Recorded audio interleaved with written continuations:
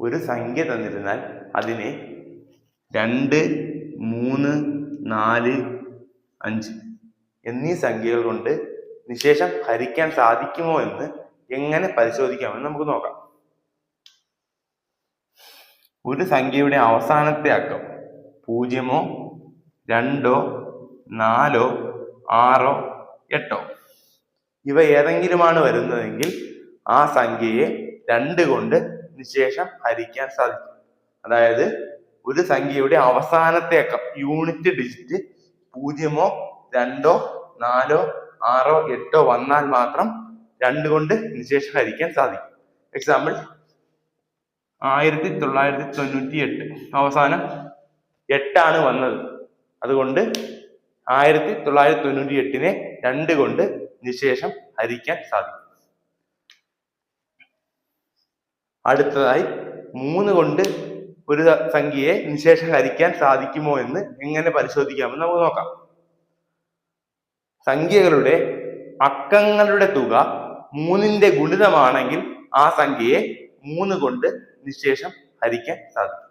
Example 2672 ഈ സംഖ്യയെ 3 കൊണ്ട് നിശേഷം ഹരിക്കാൻ സാധിക്കുമോ എന്ന് നോക്കുന്നതിനായി ഈ സംഖ്യയിലെ അക്കങ്ങൾ തമ്മിൽ കൂട്ടുക. ഒന്നാമത്തെ അക്കം 2 ആണ്, പ്ലസ് രണ്ടാമത്തെ അക്കം 6, പ്ലസ് മൂന്നാമത്തെ അക്കം 7, നാലാമത്തെ അക്കം 2. എത്ര കിട്ടും? 2 + 6 8 15 17 17 ഇവയുടെ അക്കങ്ങളുടെ തുക. അത് 3ന്റെ ഗുണിതമാണോ? 3ന്റെ ഗുണിതങ്ങൾ പറയുമ്പോൾ 3, 6, 9, 12, 15 കഴിഞ്ഞാൽ 18 3ന്റെ ഗുണിതം. 17 3ന്റെ ഗുണിതമല്ല. അതുകൊണ്ട് 2672നെ 3 കൊണ്ട് നിശേഷം ഹരിക്കാൻ സാധിക്കില്ല.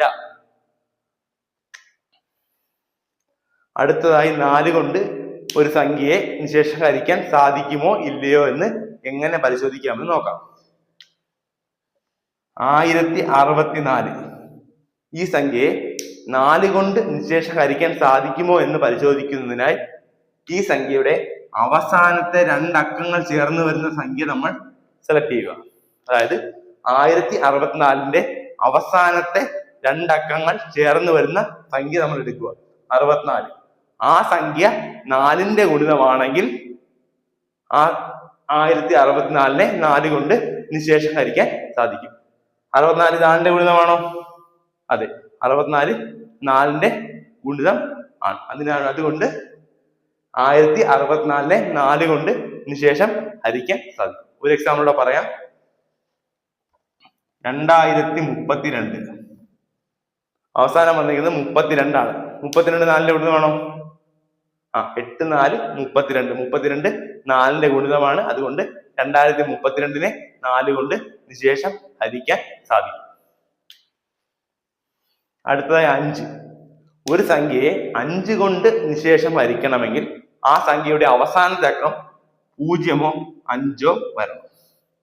അതായത് ഒരു സംഖ്യയെ 5 കൊണ്ട് നിശേഷം ഹരിക്കണമെങ്കിൽ ആ സംഖ്യയുടെ അവസാനത്തെ അക്കം 0 അല്ലെങ്കിൽ 5 ആയിരിക്കും. നമുക്ക് അറിയാവുന്ന കാര്യമാണ്. 100 അവസാനം 0 വന്നു. അതുകൊണ്ട് അത് 5ന്റെ ഗുണിതമാണ്, അല്ലെങ്കിൽ 5 കൊണ്ട് നിശേഷം ഹരിക്കാൻ കഴിയാവുന്ന സംഖ്യയാണ്. അതുപോലെ 105 അതായത് അവസാനത്തെ അക്കം 0 അല്ലെങ്കിൽ 5 വരണം.